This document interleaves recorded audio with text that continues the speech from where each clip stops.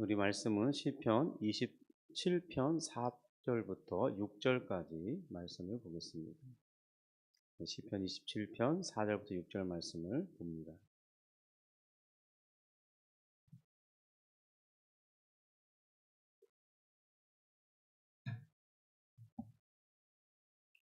우리 4절부터 6절 있습니다. 내가 여호와께 바라는 한 가지 일 그것을 구하리니 곧 내가 내 평생에 여호와의 집에 살면서 여호와의 아름다움을 바라보며 그의 성전에서 사모하는 그것이라. 여호와께서 환난 날에 나를 그의 초막 속에 비밀히 지키시고 그의 장막 은밀한 곳에 나를 숨기시며 높은 바위 위에 두시리로다. 이제 내 머리가 나를 둘러싼 내 원수 위에 들리리니 내가 그의 장막에서 즐거운 제사를 드리겠고 노래하며 여호와를 찬송하리로다. 아멘. 유대인에게 이 초막절을 지키는 것은 어, 자녀들에게 매우 특별하고 그리고 실제적인 신앙을 그들의 마음속에 각인시켜주는 귀한 행사며 절기인데요. 이 초막절을 지킬 때 사실 이 초막은 매우 허술한 집일 수밖에는 없습니다. 이스라엘 땅에서 이 초막절을 지킬 때에야 절기상 이 가을 추수가 마친 후에 하는 것이기 때문에 그때에는 비가 잘 내리지 않는 시기입니다. 이제 9월, 10월 말, 중순 이 사이 때인데요. 그러니 막상 비가 잘 내리지 않는 시기라서 이렇게 이런 그 뭐죠? 감람나무 그 잎에 열매를 따서 그늘을 만들고 이렇게 초막을 만들고 지킬 때 어떤 큰 무리가 있지는 않습니다. 그런데 만약 다른 지역에서 유대인들이 이 절기를 지키려 할 때 만약 그 시기 가운데 비라도 한번 온다면요.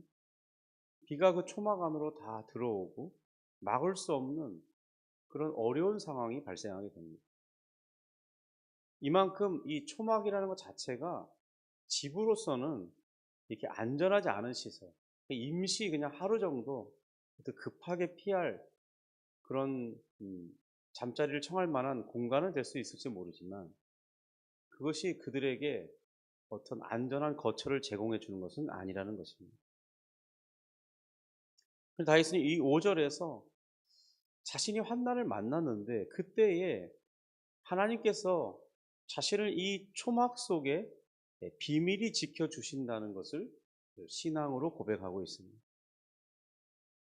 한 유대인 소년이 초막절 절기에 아버지에게 물었습니다. 아빠, 우리 좋은 집 있는데 왜 일부러 비새고 삐걱거리는 초막에서 자야 돼요? 이렇게 물었습니다. 그러자 아버지는 우리가 초막에 사는 것이 아니라 하나님께서 초막 가운데서 우리를 지켜주신단다. 그렇게 말했습니다. 그렇습니다. 초막은 분명 허술하고 비바람이 불 때 잘 막아주는 역할을 하는 것이 아니고 또 야생동물의 이 공격에도 매우 취약한 임시 거처일 뿐입니다. 그러나 이 하나님께서는 이스라엘과 함께 할 때 그곳은 가장 안전한 거처가 되어주는 것입니다. 하나님께서 이스라엘에게 초막절을 지킬 것을 명령하시는 것은 광야 40년 동안 그들의 조상들과 함께 이스라엘을 하나님께서 어떻게 인도하셨는지를 잊지 않도록 하시기 위한 조치였습니다. 광야는 우리가 생각하는 것보다 훨씬 척박한 땅입니다. 저도 오래전에 이 광야 체험을 한번 해본 적이 있는데요. 벌써 이 버스에서 내리자마자 숨이 턱턱 막히는 이 뜨거운 공기가 그리고 한낮에는 이 2시간, 3시간을 제대로 서 있을 수 없을 만큼 이 모자를 쓰지 않으면 이 현기증이 일어납니다. 또 물을 마시지 않으면 탈수 증세가 금방 일어납니다. 그만큼 사람이 거주하기에는 너무나 힘든 지역이죠. 하루 일교차가 50도가 납니다. 그래서 낮에는 뜨거움 때문에, 밤에는 추위 때문에 몸이 적응할 수 없는 곳이 바로 광야인 것입니다. 또 거기에는 비가 거의 없습니다. 매우 건조한 곳이에요. 물이 없이는 하루도 제대로 살 수 없는 그런 곳에 물이 없는 척박한 땅이라는 것은 살아갈 수 없는 땅이라는 거예요. 그렇게도 물이 없다 보니까 광야에 가면 이 풀이나 나무를 찾아보기가 쉽지 않습니다. 이게 아주 이 물이 없어도 살아남을 수 있는 아주 강인한 생명력을 가진 소수의 그런 나무들 빼고는 거의 숲을 찾아볼 수가 없어요. 그러니까 그곳에는 이 짐승도 제대로 기르면서 살 수가 없는 곳이고, 집을 짓고 살기에는 또 그러니까 마땅한 이 건축 재료나 어떤 불을 떼면서 이렇게 생활할 수 있는 그런 공간이 안 되는 것이죠. 그리고 밤낮이 바뀌는 시간대에는 주변에서 이 부는 이 먼지바람 때문에 무엇 하나 제대로 편안하게 할 수 있는 것이 아무것도 없는 곳입니다. 그런데 바로 그런 곳에서 하나님께서 이 40년 동안이나 이스라엘 백성과 함께 하셨다는 것입니다. 그래서 그들은 그곳에서 40년을 살아냈다는 거예요. 이스라엘 백성이 그곳에서 무슨 농사를 지었습니까? 아니면 물을 발견하기 위해서 그들이 우물을 팠습니까? 그들이 할 수 있는 것이라면 별로 없었어요. 또 하나님께서 이 구름 기둥을 옮기시면 구름 기둥이 사라지기만 하면 그들은 거기에 거할 수가 없기 때문에 하루도 지낼 수가 없어요. 그 천막 쳐가지고 그 더위를 견디기가 쉽지가 않습니다. 그러니 이 구름 기둥이 움직이면 바로 텐트를 걷어서 그 구름을 쫓아가야 되는 그런 생이었습니다. 그 자신의 내일을 어떤 뭐 안주할 만한 그런 보장된 곳이 아닌 곳이 바로 광야예요. 그럼에도 불구하고 이스라엘이 40년을 그곳에서 살 수 있다는 거예요. 그들은 그곳에서 하나님의 놀라운 함께 하심을 여러 가지 많은 것들로 확인하면서 살아왔습니다. 예를 들면 낮에는 태양을 가리는 구름으로, 밤에는 이 불기둥으로 찬바람을 막아주고 야생의 위협으로부터 보호를 받았습니다. 매일 만나로 곡식을 대신할 수 있었고 메추라기로 고기를 먹을 수 있었습니다. 또 반석에서 물을 내심으로써 200만 명이 가까운 사람들이 생명을 유지할 수 있었습니다. 말이 200만 명이죠.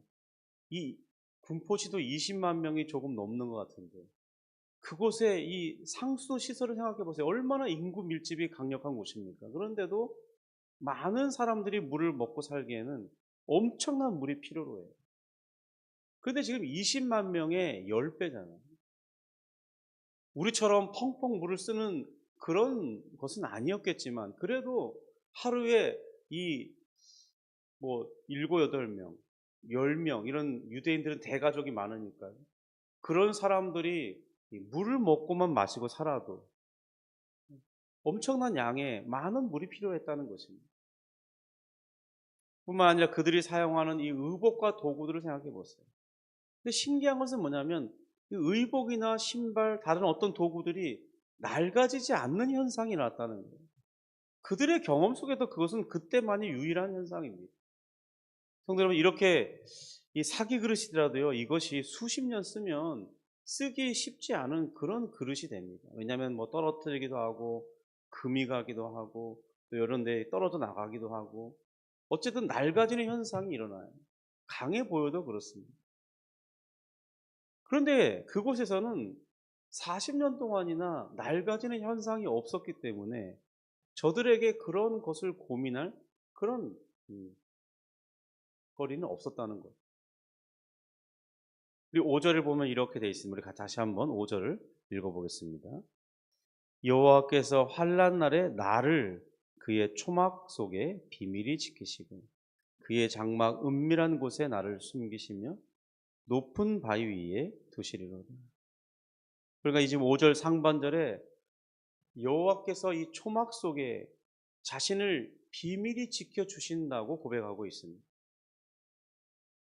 여호와께서 함께 하시고 이 돌보심이 있는 그곳이 실상은 가장 안전한 곳이 된다는 거예요. 과연 이러한 신비한 돌보심을 무엇으로 설명할 수 있겠습니까? 초막을 아는 사람들에게는 이러한 돌보심에 대한 경험을 가진 사람들만이 알 수 있는 특별한 이 안심이 그들 마음속에 있는 것입니다. 마치 유대인의 아빠가 이 자녀의 불안하는 그것에 야, 사실은 초막이 하나님이 함께 하시는 곳이야 라고 말할 때 그것이 어떤 곳인지 아버지는 아는 것이죠. 우리가 힘들고 어려울 때 진정으로 우리의 보호와 마음의 이 안전함과 또 보호처가 된다는 것을 바로 이 초막 안에서 나를 지키신다는 그런 하나님에 대한 신앙 고백이 실제로 그런 역사가 우리에게 마음에 안심을 줘다 주는 것이죠. 다윗이 환난의 날에 이 초막을 기억한다는 것. 그것은 곧 지금 자신에게 찾아온 그 위협이 스스로의 힘으로는 이겨낼 수 없는 그런 불가능한 상황인 것을 마음으로 판단했겠죠. 그러나 하나님이 지켜주실 때 그 별거 아닌 초막은 가장 안전한 거처가 된다는 것을 기억하게 함으로써 이 위기의 순간에 우리가 무엇을 해야 되는지를 잘 알려주고 있습니다. 성도 여러분, 우리가 위기를 당할 때 우리가 가장 먼저 취하는 그런 행동은 주로 무엇입니까? 우리 보통은 먼저 이 위기가 찾아오면 근심해. 아, 내게 왜 이런 문제가 갑자기 찾아왔을까? 원망의 대상을 찾거나 자신의 이런 현실을 부정하는 그런 일들이 먼저 일어납니다. 그러다가 이제는 이 문제를 해결하지 않으면 안 되니까 그것에 대한 어떤 압박감으로 인해서 이 현실적인 어떤 대안책들을 모색해 봅니다. 누가 이 문제를 해결해 줄 수 있지, 도와줄 사람은 없는지, 어떤 방법이 이 문제에서 벗어날 수 있게 할 것인지 고민합니다. 그리고 자신의 힘으로 이것을 감당할 수 있는지를 따져보죠. 그런데 하나님께서 우리에게 요구하시는 것은 그러한 것이 아니라는 거예요. 그게 가장 먼저가 아니라는 거죠. 그 모든 해결 수단을 찾고 궁구하기보다 단순하게 그냥 하나님을 찾고 의지하기를 원하신다고 말씀하고 있습니다.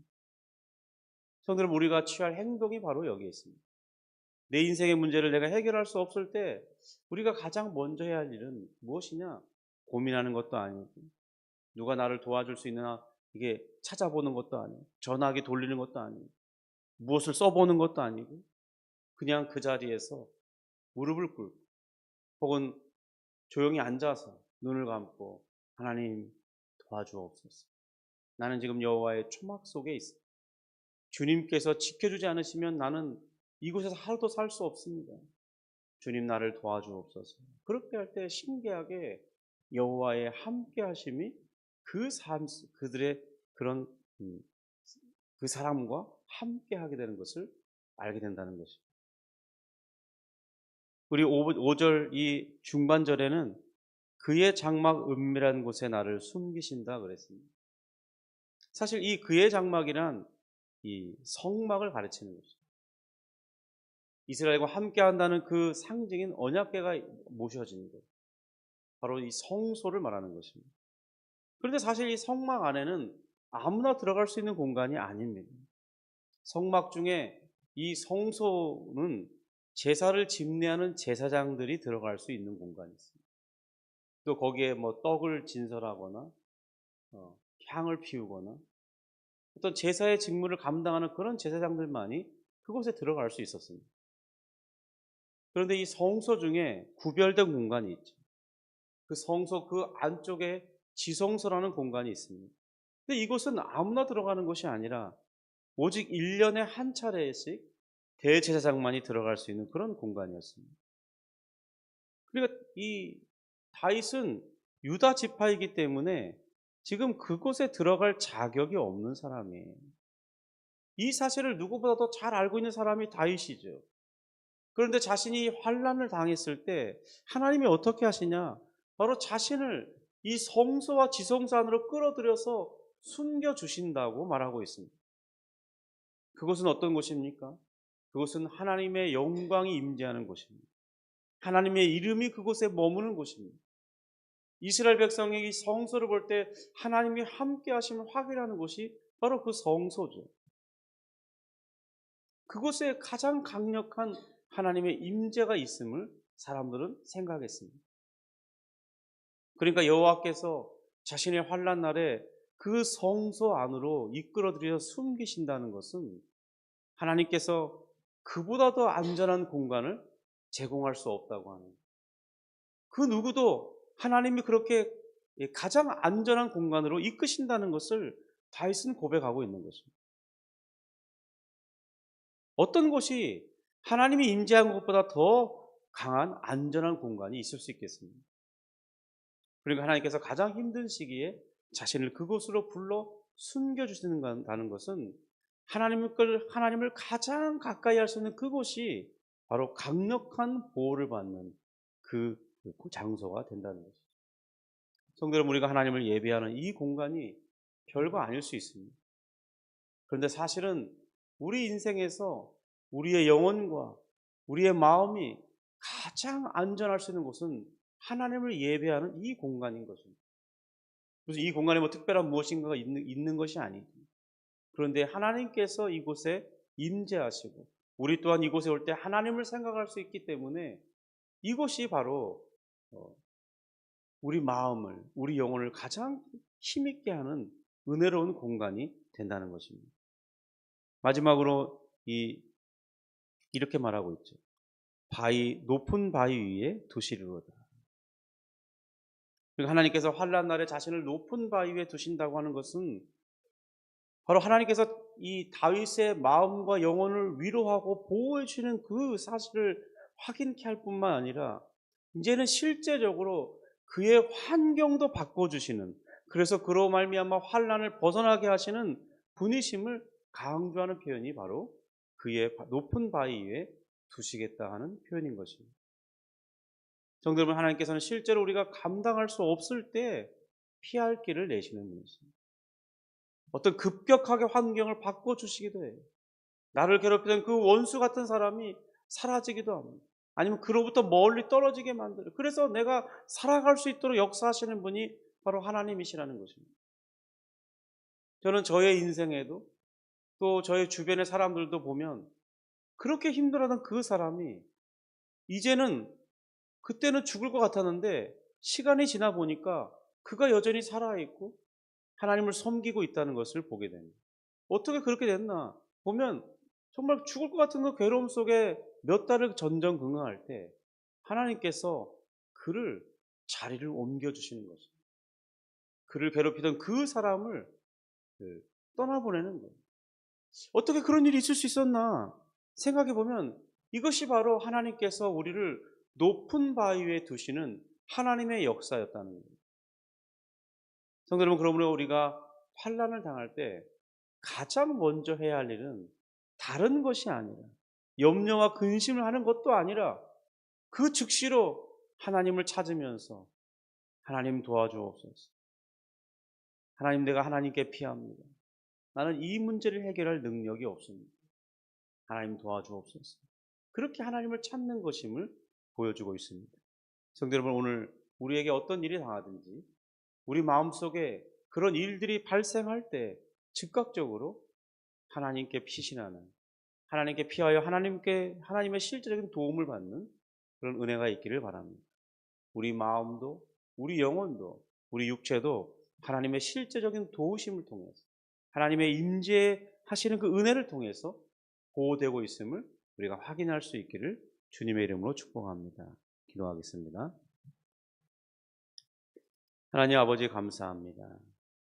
다윗의 이 5절의 고백은 그저 시의 고백이 아니라 우리 인생이 살아갈 때 실제적으로 하나님 우리를 어떻게 역사하시는지 다윗의 그 먼저 경험을 통해서 고백하는 것이온데, 주님, 오늘날도 우리에게 동일하게 이런 일들이 일어난 것을 고백하며 감사를 드립니다. 주여, 우리 마음이 위로와 받을 곳이 없을 때 바로 초막 속에서 함께 하시는 여호와를 생각하면서 나의 마음이 위로를 받고 나를 어떻게 지키시는 그 하나님의 역사를 확인하기 원합니다. 주님 또한 우리에게 더 깊은 친밀한 곳으로 이끌어서 하나님을 예배하고 하나님을 찾을 때 그곳에 하나님의 임재가 있고 그 임재 속에 가장 강력한 보호하심이 작용하고 있음을 우리가 깨닫기를 원합니다.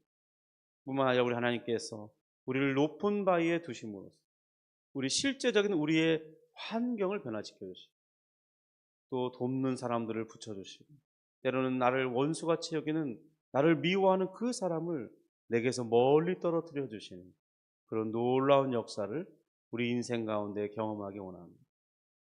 갑작스럽게 정말 감당할 수 없는 그런 일들에 대한 이야기가 내게 찾아왔을 때 우리 다윗처럼 하나님을 잘 의지해서 이 모든 것들로부터 이겨내고 승리하고 우리 하나님을 찬송하는 자들로 설 수 있도록 인도해 주옵소서. 주님, 그러므로 오늘 또 이 아침에 주님을 찾습니다. 기도하는 우리 심령의 은혜를 더하시고 하나님을 기쁘게 섬길 수 있도록 도와주옵소서. 예수님의 이름으로 기도합니다. 아멘. 하늘에 계신 우리 아버지여, 이름이 거룩히 여김을 받으시오며 나라가 임하시오며 뜻이 하늘에서 이룬 것 같이 땅에서도 이루어지이다. 오늘날 우리에게 일용할 양식을 주옵시고 우리가 우리에게 죄 지은 자를 사하여 준 것 같이 우리 죄를 사하여 주옵시고 우리를 시험에 들게 하지 마옵시고 다만 악에서 구하옵소서. 대개 나라와 권세와 영광이 아버지께 영원히 있사옵나이다. 아멘. 우리 개인